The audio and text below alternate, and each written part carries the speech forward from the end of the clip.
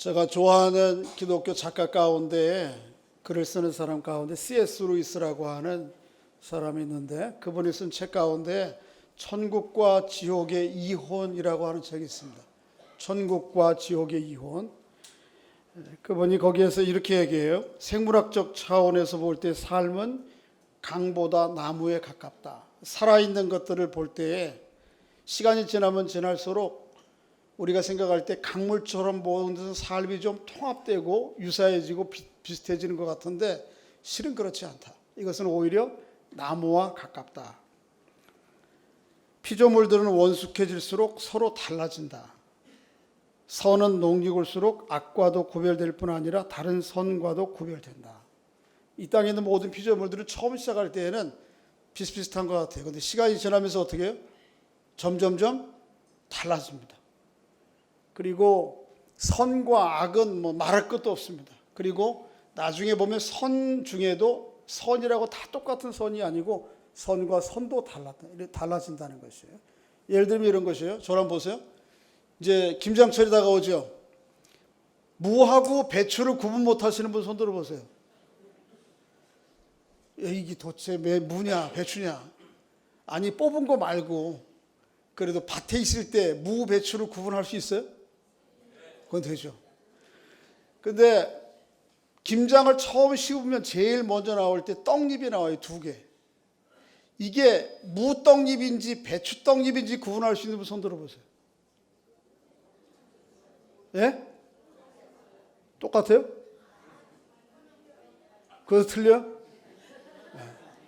예를 들면 그런 것이에요. 여러분 떡잎이 나올 때에는 이게 어느 종류의 식물의 떡잎인지 알아요? 몰라요? 잘 몰라요, 사실은. 뭘 알아? 이제 이렇게 오래 해보신 분들은 알지만 떡잎이 나올 때 이게 도대체 뭔 떡잎일까? 뭐가 여기서 자랄까? 이런 생각이 든단 말이에요. 근데 시간이 지나면 지날수록 그 고유의 자체의 형체들이 어떻게 하죠? 드러나게 됩니다. 우리의 삶이 그렇다는 거예요. 우리 삶이 영아실에 이렇게 꼬마들이 이제 신생아들 가보면 다 그놈이 그놈 같아요. 그런데 시간이 지나면 어떻습니까? 그 나름대로의 한 사람의 인간의 고유의 개성이 드러나고 자라요.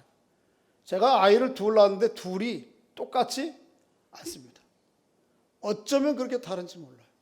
그래서 그 고유의 각자의 개체가 있는 것입니다. 이럴진데 선과 악은 더 말할 것도 없죠. 선과 악이 때로는 우리에게 구분이 안 되는 상황도 맞을 수 있어요. 그러나 선과 악이 점점점 농후해지면 결국은 나중에는 너무도 분명하게 선은 누구라도 알 수 있고 악은 악대로 알 수 있는 것이죠. 또 선 중에도 다 똑같은 선이 아니에요. 그래서 성경은 이 악이 아주 농후하게 자라서 열매 맺은 상태, 그걸 뭐라 그러죠? 지옥이라고 합니다. 또 선이 아주 무성하게 자라고 완전하게 열매 맺은 상태, 그걸 뭐라 그러죠? 천국이라고 그래요. 천국과 지옥은 있어야 되느냐, 있냐 없느냐, 이거는 너무 우매한 사고예요. 선과 악이 농후하게 제대로 자라면 그 결과를 성경은 지옥과 천국 얘기해요. 오늘 그에 대해서 오늘 본문 말씀을 통해 살펴보겠습니다. 천국과 지옥은 과연 무엇 때문에 갈리는가? 그리고 그 천국과 지옥의 마지막 최후, 마지막 모습은 과연 어떤 것인가? 라고 하는 것을 오늘 말씀을 통해 살펴보겠습니다. 자, 오늘 본문에는 6 천사들이 나옵니다. 천사들이 전해주는 말씀과 하나님의 구원과 하나님의 구원 역사들을 수행하는 장면들이 나와요. 한번 한 존재씩 한번 읽어볼까요? 6장 1절 첫째 천사입니다. 시작. 또 보니 다른 천사가 공중에 날아가는데 땅에 거주하는 자들 곧 모든 민족과 종족과 방언과 백성에게 전할 영원한 복음을 가졌다. 첫째 천사가 뭘 가지고 있어요? 모든 민족과 사람들에게 전할 영원한 뭐를 가지고 있다고요? 복음을 가지고 있어요. 영원한 복음이 그럼 뭔가? 영원한 복음이 뭔가? 한번 저를 보세요. 이 복음에 대한 두 가지 반응이 있어요.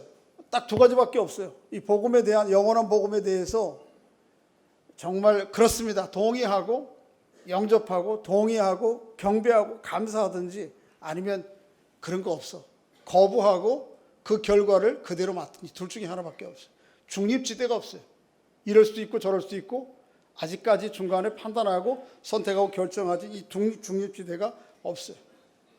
이 영원한 복음이 받아들이는 것만이 유일하게 우리가 살 길이에요. 여러분과 제가 그렇게 영원한 복음 받아 영원한 생명을 누리시기를 주의 이름으로 축복합니다. 아까 C.S. 루이스가 그랬죠. 선도 다 같은 선이 아니고 선도 선길이 다르다, 그렇게 얘기를 했어요. 굉장히 중요한 깨달음이에요. 저를 보십시오. 왜? 엄마 그게 부르네. 빨리 꺼주세요, 핸드폰. 한 번만 끄지 마시고 다 끄셔야 돼, 끄는 길에. 저 보세요. 여러분, 착한 사람이, 선한 사람이 천국에 갑니까 못 갑니까? 우리는 보통 생각할 때 법 없이 사는 사람이, 나같이 착한 사람이 착하게 살았으니까 어디 가야 돼? 좋은 데 가야 돼. 딱 그런 생각 가지고 있죠. 맞아요, 틀려요? 아니, 대답해봐요. 맞아요, 틀려요? 맞습니다. 맞습니다. 그런데 오늘 본문에 보면 똑같은 선이라고 다 같은 선이 아니에요. 선이라고 하는 것은 무슨 뜻이냐 하면 사실은 합목적성을 갖는 게 선이에요. 선 그러면 착한 거. 뭐가 착한 거야? 조금 더 구체적으로 얘기하면 사람과 사람 사이가 우리가 이렇게 이 목적지를 향해 가야 돼, 그 목적지에 부합하게 생각하고 판단하고 행동하는 것이 선한 것입니다. 그런데 우리 사람들이 함께 가야 될 그 길과 오히려 그 목적지와 옆으로 빠지기만 하든지 반하는 것, 그것을 뭐라고 그러죠? 악이라고 그래요. 우리 사람들 사이의 공공의 유익을 위한 선한 목적과 의도, 이게 선이에요. 이 선한 거 맞아요. 이거 좋은 것입니다. 그래서 우리가 그 일을 증진하고 돕는 일들을 힘써야 돼요. 그런데 그런 차원의 인간관계에 한목적성만 있는 게 아니에요, 선은.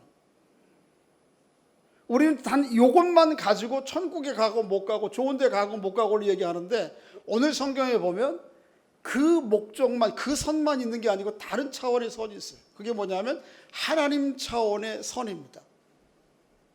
아까 C.S. 루이스가 선은 농익을수록 다른 선과도 구별된다라고 했는데, 바로 이 다른 선이 그런 것입니다. 인간관계의 한목적의 선이 나쁜 게 아니에요. 그 도모해야 되고 힘써야 돼요. 그러나 그것 가지고 과연 하나님이 원하시는 선, 하나님과의 관계의 한목적성의 목적지에 이르게 되는가, 그 수준에 이르게 되는가는 아닙니다. 그럴 수가 없는 것이죠. 그러니까 착한 일, 사람 착한 일 했다고 무조건 천국에 가는 게 아니고, 그 목적을 하나님의 인간적인 차원의 선을 포함하지만 하나님 차원의 선, 하나님과의 관계의 한목적성을 이루어야지만 우리는 하나님의 자녀가 되고 그 결과가 천국 가는 것입니다. 우리에게는 하나님의 이룰 수 있는, 하나님과의 관계를 온전히 이룰 수 있는 한목적의 선이 있어요, 없어요? 우리에게 있어요, 없어요? 인간에게는 기본적으로 없어요, 그게. 그래서 사도 바울은 로마서 7장 18절에 이렇게 얘기합니다. 한번 따라해 보겠습니다. 내 속, 내 육신에 선한 것이 거하지 아니한 줄 아노니. 그러니까 바울의 속에 선한 것이 있는 거예요, 없는 거예요? 없어요. 그러면 바울은 사기꾼같이 산 사람이에요? 그 얘기 아니거든요. 바울은 당시 윤리 도덕적 관점에 보면 선생 중에 선생이에요. 그럼에도 불구하고 사도 바울은 뭐라고 고백하냐면, 내 안에는 선이 있다 없다? 없다. 인간관계의 선은 있는 거예요. 누구보다 그 문제에 있어서는 윤리 선생이요, 또 도덕교사라고 할 만큼 뛰어난 사람이지만 사도 바울은 얘기해요. 나는 선이 없다. 뭘 선? 어떤 선? 하나님과의 관계에 이룰 수 있는 선이 내게는 있다 없다? 없다. 이런 거예요.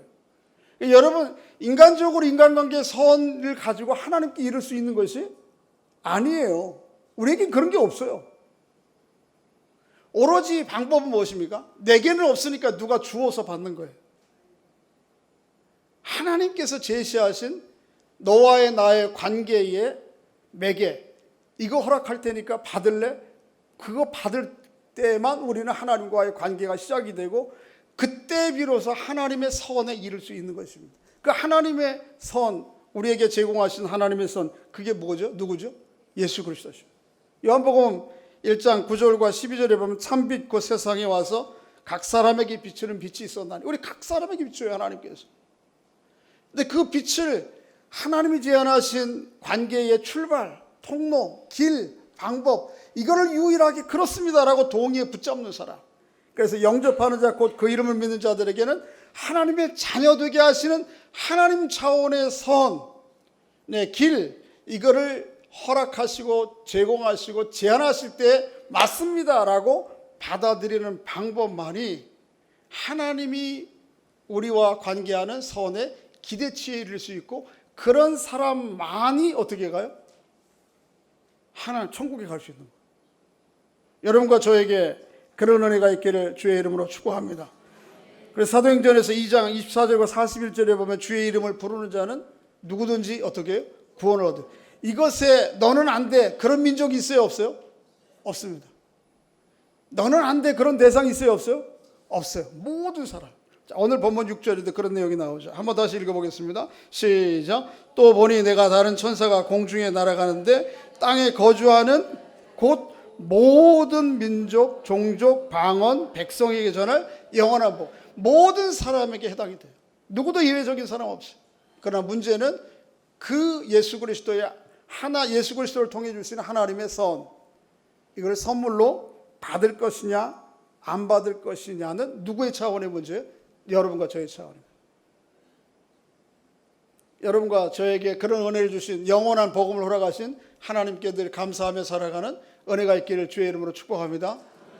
그런 차원에서 볼 때 나중에 살펴보겠지만, 사람이 누군가에게, 다른 사람에게 줄 수 있는 최고의 선물은 누구십니까? 예수 그리스도예요.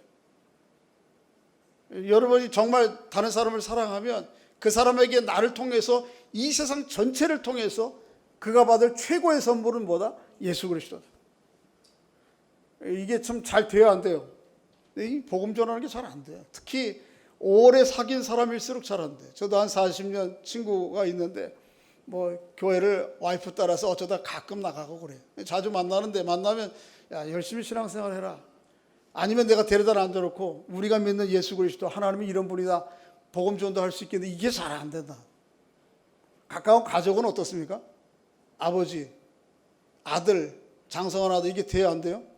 잘 안 돼요. 혼자 안 되면 누가 해야 되는 거예요? 이제 같이 해야 돼, 같이.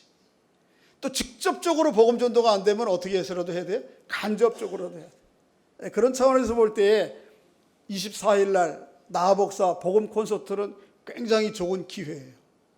아니, 작년에 초대했었는데 별일 없었어요. 괜찮습니다. 또 해야 돼요. 어느 때까지 해야 돼요? 죽은 날까지. 그래서 내가 나를 통해서 너에게 줄 수 있는 최고의 선물은 집안채가 아니고 뭐야? 예수 그리스도다. 이렇게 자녀들에게, 아버지, 내가 아버지에게 최고의 선물은 이겁니다. 친구야, 내가 당신에게, 너에게 줄 수 있는 내 인생의 최고의 선물은 이거야. 늘 우리의 마음 가운데 그렇게 품고 누군가에게 복음을 전해야 돼.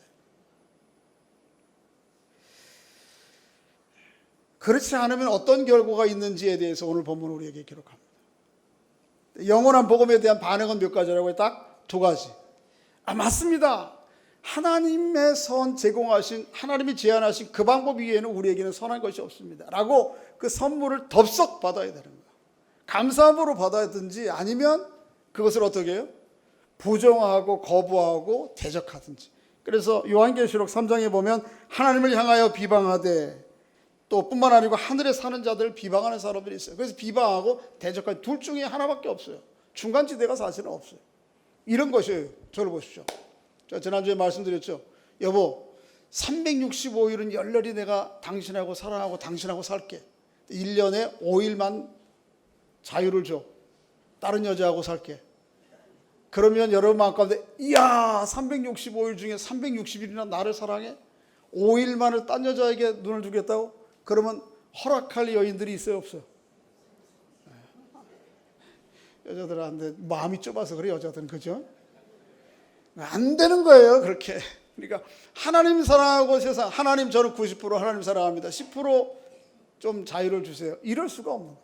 그러니까 복음에 대한 완전한 전인적 고백과 믿음과 신뢰가 있든지 그렇지 않으면 뭐예요? 100% 거절하는 거 똑같은 거예요.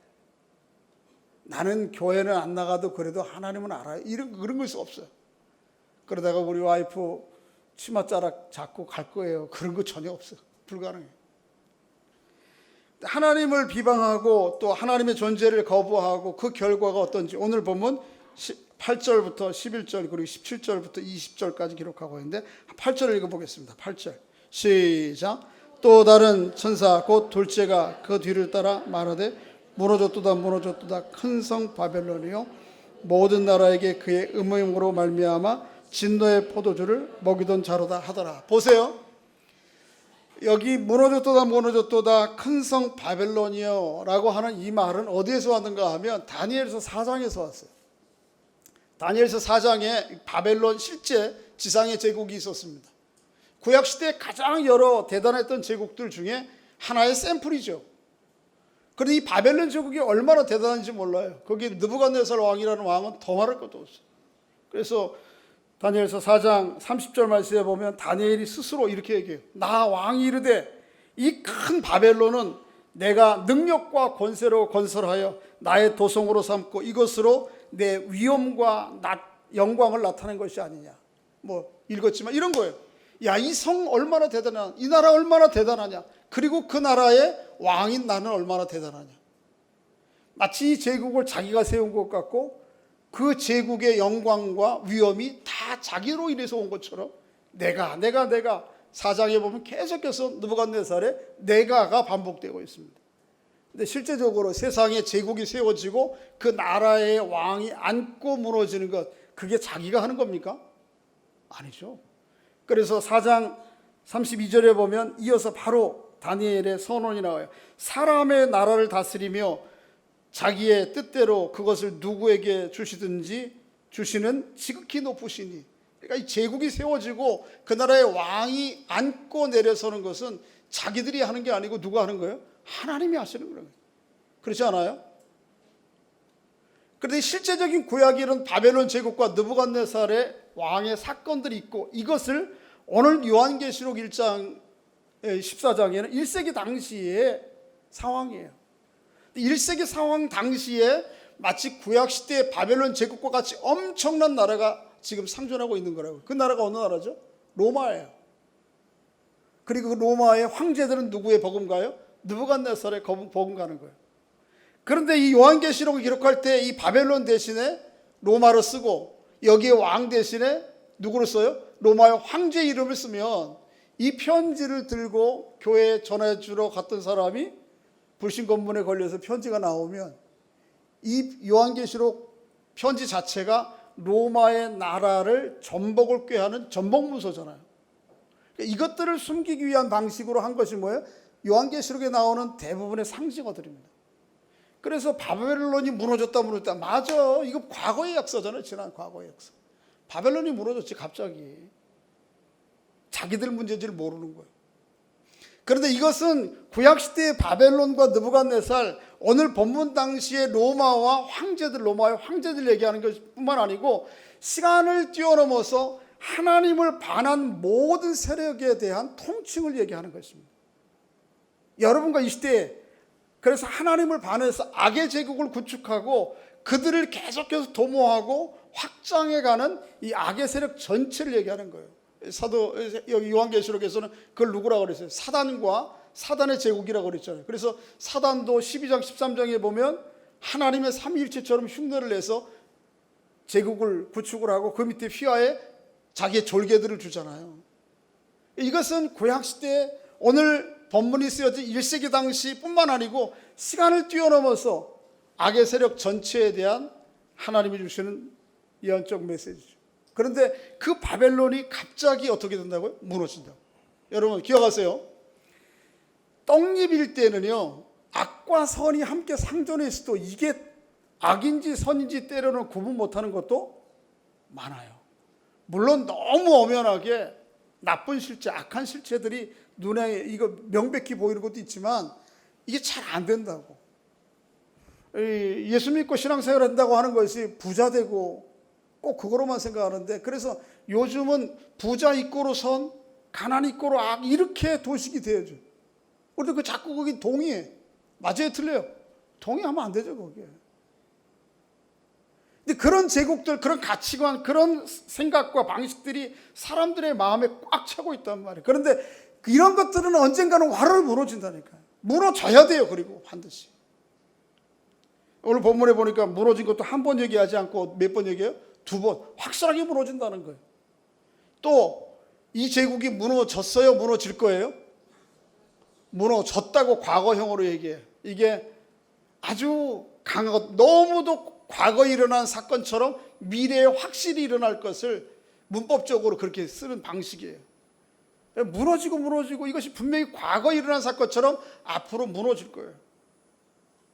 여러분, 이 악의 세력에 대해서 너무 신뢰하고 야, 이게 옳을 거 아니야? 이렇게 하면 안 됩니다.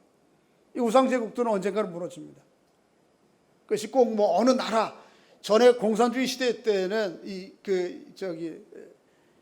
북한 때지는 소련, 중국, 이 사람들이 악의 구축이라고 생각해요. 지금은 그렇게 보면 안 되죠. 시대를 초월해서 언제나 악은 모양도 자기의 얼굴도 내보내지 않고 이 사람들의 마음을 완전히 지배하는 형태로 옵니다. 그래서 오히려 공산주의 어떤 특정한 이데올로기보다는 지금 여러분과 제 마음을 완전히 사로잡고 있는 이 재물, 만모니즘, 이것이 가장 큰 우리의, 사단이 우리를 다루고 있는 도구와 방식 중에 하나죠. 그렇지만 분명한 것은 어떻습니까? 무너진다는 거예요. 마치 과거에 무너진 사건처럼 표현하는 것처럼. 그런데 이렇게 악의 본거지만 무너지는 게 아니에요. 그들과 함께 무너지는 것이 있어요. 그게 9절이에요. 한번 읽어보겠습니다. 9절, 10절, 11절 시작.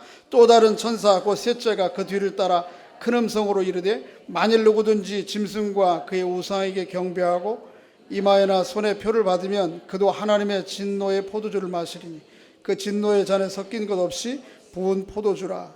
거룩한 천사들 앞과 어린 양 앞에서 불과 유황으로 고난을 받으리니 그 고난의 연기가 세세토록 올라가리로다. 짐승과 그의 우상에게 경배하고 그의 이름을 표를 받는 자는 누구든지 밤낮 쉼을 얻지 못하리라 하더라. 누구도 망하죠. 그 악의 체제에 대해 동의하고 동조하고 맞다고 생각하고 거기에 행복이 있다고 생각하고 삶의 의미 있다고 생각하는 모든 사람, 모든 대상들이 다 망한다. 그 사람들이 다 어떻게 돼요? 하나님의 진노의 포도주를 받는다. 진노의 포도주를 받는데 표현이 참 재미있어요. 섞인 것이 없는 진노의 포도주예요.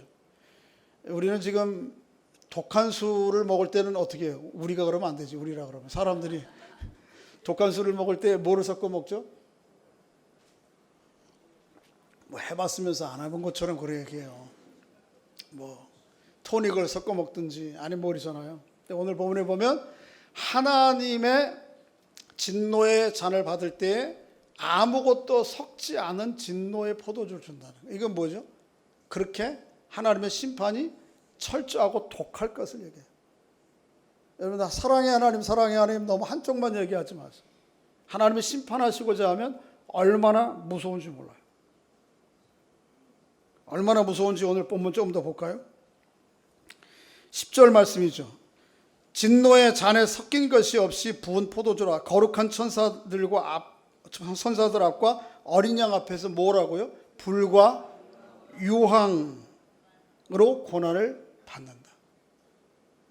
그런데 그 불과 유황으로 고난 받는 것이 어느 한 일정 기간만 받고 끝나는 것이 아니에요. 그 다음 읽어보세요. 10절 읽어봅니다. 시작. 그 고난의 연기가 세세토록 올라가리로다.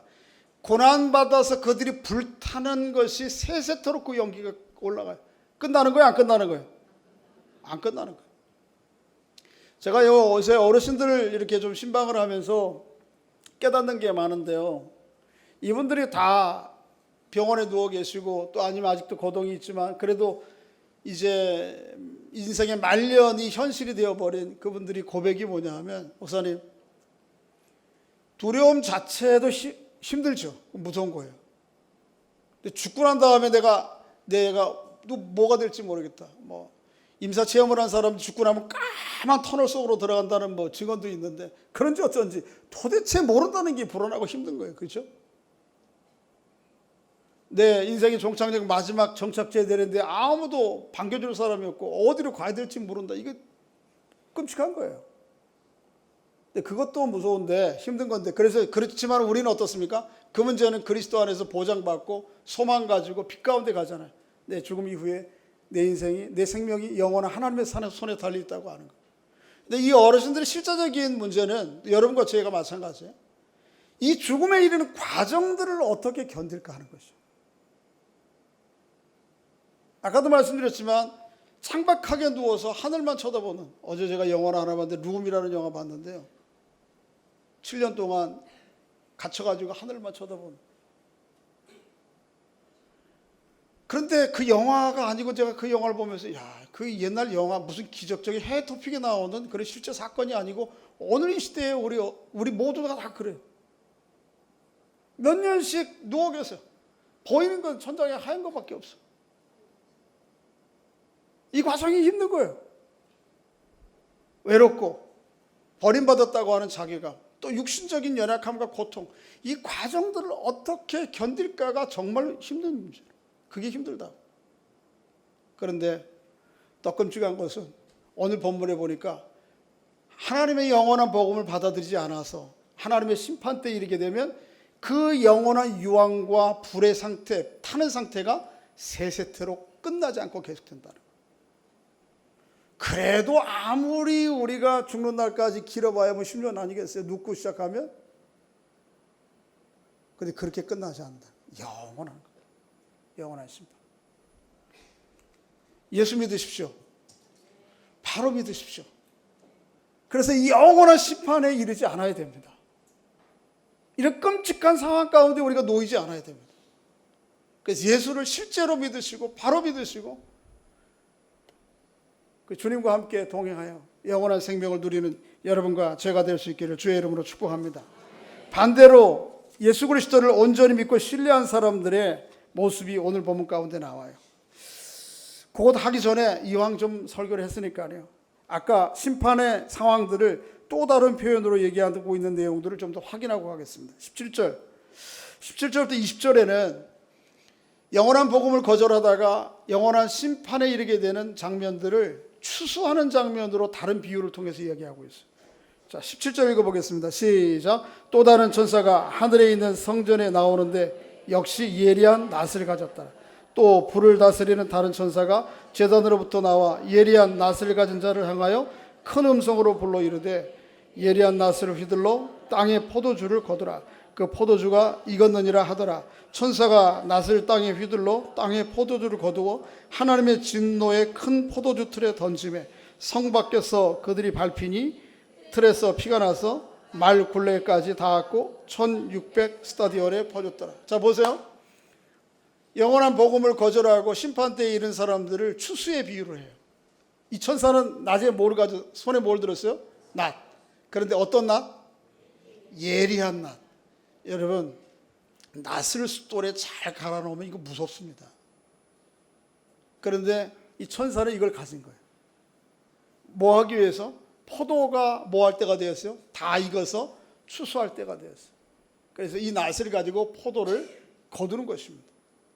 거두어다가 뭐 하냐 하면 성 밖에 포도주 틀에 놓고 짜는 거예요. 우리는 포도 생산해서 뭐 하죠? 대부분 먹죠. 또 포도주도 담그는데 중동 지방의 포도주 담그는 방식은 이거를 녹익은 포도주를 틀에 놓고 어떻게 하는 거죠? 밟아서 짜. 그리고 그 물을 낸 것을 모아서 오래 숙성하면 그가 뭐가 되는 거예요? 포도주가 되는 거예요. 이 과정을 얘기하는 것입니다. 그런데 마치 그렇게 나온 포도주가 아니고 끝에 보니까 뭐라고 그래요? 피라는 거예요. 이게 누구예요? 하나님의 영원한 심판을 받은 사람들의 최후의 말로예요. 근데 그 피가 어느 정도인가? 오늘 아침에 너무 끔찍하네, 그죠?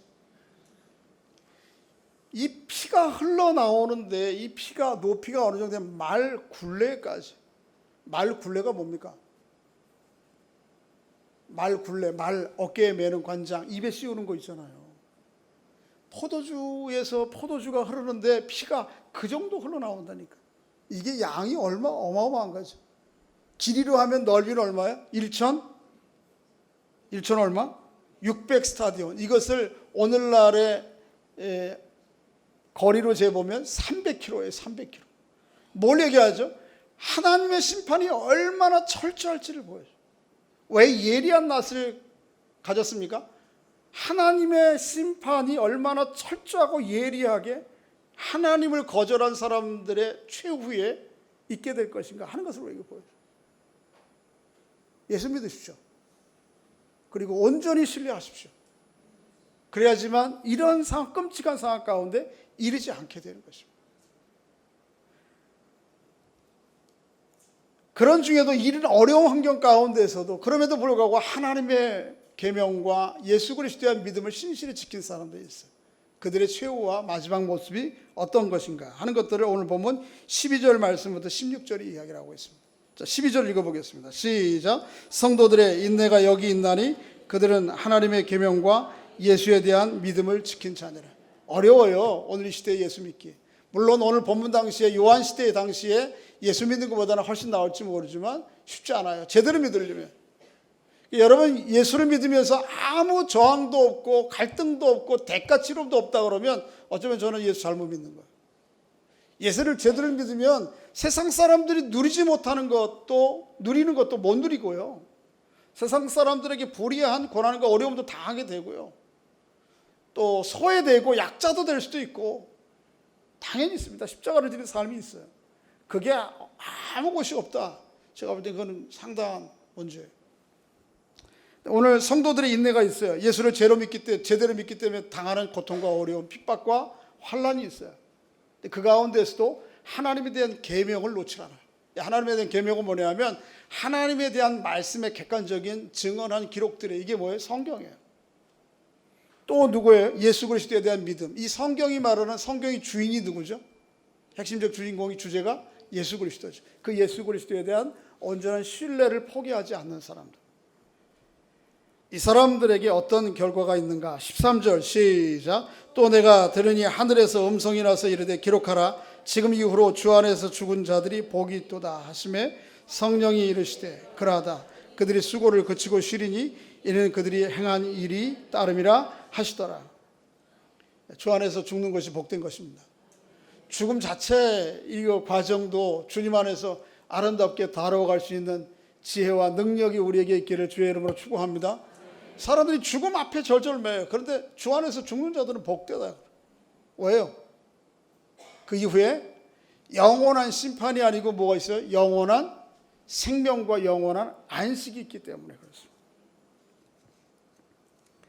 로마서 2장 6절 말씀에 보면 하나님께서 각 사람에게 행한 대로 보응하시되 참고 선을 행하여 영광과 존귀로 썩지 아니함을 구한 자에게는 영생으로 하신다. 이 시대에 7, 80년 사는 것이 모세 또 시인들의 표현과 보면 잠깐이죠, 잠깐. 근데 주 안에서 죽는 것은 복된 것입니다. 왜? 그 이후에 영원한 하나님의 생명이 보장되어 있고요. 히브리서 4장에 있는 말씀대로 영원한 안식이 우리에게 보장되어 있기 때문에 그렇습니다. 영원한 하나님의 안식과 영원한 생명 가운데 거두어짐에 대해서 오늘 보면 14절과 15절에는 또 똑같은 그런 추수의 비유를 통해서 우리에게 얘기하고 있어요. 14절 한번 읽어보겠습니다. 시작. 또 내가 보니 흰 구름이 있고 구름 위에 인자와 같은 이가 앉으셨는데 그 머리에는 금면류관이 있고 그 손에는 예리한 낫을 가졌더라. 구름 위에 앉으신 인자 같으신 이거 누구죠? 이사야서 7장 14절에 나오는 메시아 되신 예수 그리스도죠. 더군다나 그의 머리에 뭘 쓰고 있어요? 금면류관. 예수 그리스도에 대한 전형적인 표현이에요. 근데 그 예수 그리스도가 손에 또 뭘 쥐고 계세요? 또 예리한 낫, 잘 갈린 낫을 들고 계시네. 아까 악한 사람들을 심판하는 천사도 예리한 낫을 들고 있는데 예수님도 예리한 낫을 들고 있어요. 한번 읽어보겠습니다. 15절 16절 왜 들고 계시는지 시작. 또 다른 천사가 성전으로부터 나와 구름 위에 앉으신 이를 향하여 큰 음성으로 외쳐 이르되 당신의 낫을 휘둘러 거두소서. 땅의 곡식이 다 익어 거둘 때가 이르렀음이니이다 하니 구름 위에 앉으신 이가 낫을 땅에 휘두르매 땅의 곡식이 거두어지니라. 보십시오. 예수님도 예리한 낫을 가졌고 영원한 심판을 하려고 하는 천사도 예리한 낫을 가졌는데 똑같은 낫이지만 목적이 달라요. 심판하는 천사가 가진 예리한 낫은 하나도 예외 없이 베어서 어디에 들어가려고요? 유황과 불에 넣기 위해서. 예수님은 하나도 예외 없이 자기의 백성들을 잘라서 추수해서 어디에 하시려고요? 하나님의 곳간에 거두시려.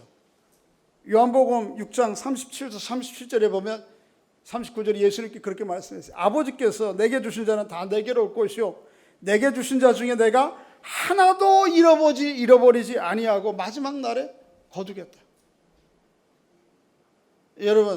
여러분과 제가 그런 은혜를 받은 줄로 믿습니다.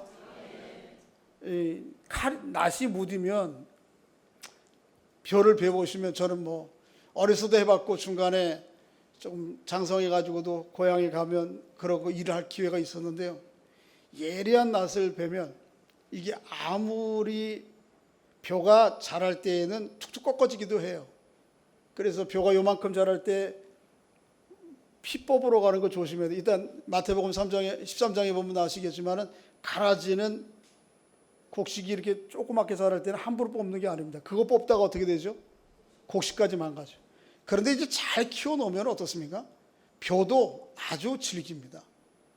벼를 잘 익은 걸 뽑아서 추수해 보셨어요?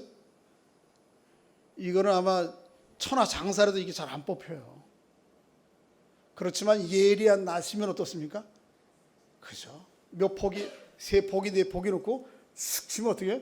샤샤샥 이 소리 좋죠? 해보셔서 이 기분 좋아요. 샤샤샥 나간단 말이에요.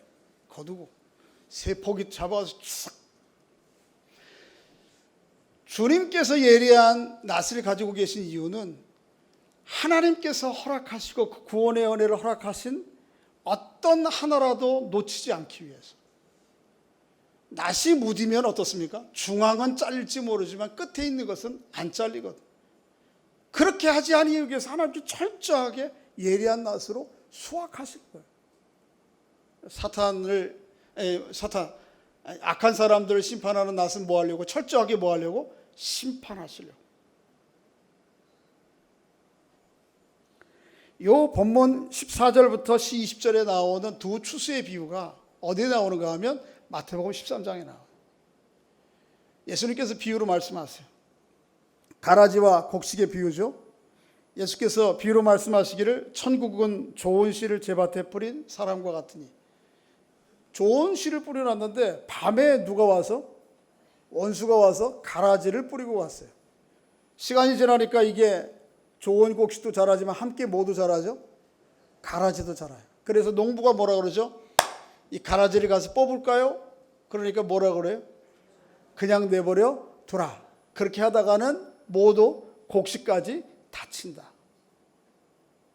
언제까지요? 추수 때. 추수 때 뭘 먼저 거두죠? 가라지를 먼저 거둡니다.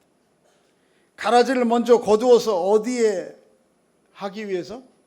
아마 거기 30절 말씀에 보면 이런 말씀이 한번 따라 보겠습니다. 가라지는 먼저 거두어 불사르게 단으로 묶고 곡식은 모아 곡간에 넣으라. 잘 몰라요 지금. 안타깝게도 우리 중에도 어떤 분들은 한밭에 있지만 가라지와 같은 운명에 처할 수도 그러지 않기를 바랍니다.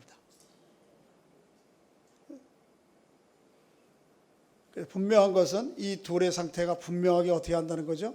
갈린다는 거예요. 가라지는 먼저 다 불사르기 위해서 예리한 낫으로 베어지고요. 곡식은 어떻게 해요? 하나님의 곳간에 드리기 위해서 예외 없이 거두어지는 그런 역사가 오늘 본문 가운데 있습니다. 천국과 지옥 분명히 있습니다. 악이 계속해서 농후하게 자라면 그게 뭐죠? 지옥입니다. 선은 뭐죠? 선이 아주 농후하게 하나님의 선이 자라면 그게 천국이죠. 그래서 요한복음 5장 28절과 29절에 보면 이런 말씀이 있습니다. 따라 보겠습니다. 선한 일을 행한 자는 영생을 위해 부활하고 악한 일을 행한 자는 심판을 위해 부활한다. 선한 일을 행한 자는 뭐 하기 위해서요? 영생을 위해서 부활하는데 이 선이 뭐예요? 인간 차원의 윤리도덕적으로 착한 사람의 이 얘기예요? 아닙니다. 아까 얘기한 거예요. 하나님과의 관계 차원의 한목적성. 그렇지만 인간 차원의 선함 이게 필요 없는 거예요? 아닙니다. 그걸 포함하는 거죠. 그러나 그것만 가지고는 되는 거예요. 부활합니다. 그리고 영원합니다. 인간의 존재는. 여러분 우리만 부활합니까? 예수 믿는 사람 부활합니까? 예수 안 믿는 사람 부활해야 안 해요? 부활합니다. 그런데 예수 믿고 예수 그리스도를 온전히 신뢰한 사람은 영원한 생명 가운데 거하기 위해서 부활하고요. 예수를 믿지 않고 하나님을 거역한 사람들은 영원한 꺼지지 않는 연기 가운데 유황과 불 가운데 있기 위해서 부활합니다. 성경은 인간의 존재가 사라지지 않는다고 생각해요. 죽음으로. 죽고 난 이후에 영원해요. 하나님의 영원한 안식과 생명 가운데 영원할 것인가? 하나님을 거절하여 하나님의 진노의 포도주, 진노의 유황과 불 가운데 영원할 것인가? 두 차이가 있을 뿐이에요. 인간의 존재는 영원합니다. 선택하셔야 돼요. 결정하셔야 돼요. 그리고 그렇게 사셔야 돼요. 여러분과 제가 예외 없이 하나님의 영원한 생명과 안식 가운데 거하는 은혜가 남은 생에 있기를 주의 이름으로 축복합니다. 아버지 하나님 은혜 감사합니다. 오늘 말씀을 통해 천국과 지옥, 하나님 안에서의 영원한 생명과 안식과 하나님 밖에서의 영원한 심판과 고통이 있음을 말씀을 통해 깨닫게 해주심을 감사합니다. 중간에서 이러지도 못하고 저러지 못하는 그런 상황 가운데 있지 않도록 우리 주 예수 그리스도를 영원히 온전히 신뢰함으로 남은 생에 하나님의 자녀로 살아가는, 그래서 이 죽음 이후에도 영원한 하나님의 생명을 부여받고 약속받고 누리며 살아가는 저희 모두가 될 수 있도록 아버지 하나님 은혜를 베풀어 주시옵소서. 예수님의 이름으로 기도하옵나이다. 아멘.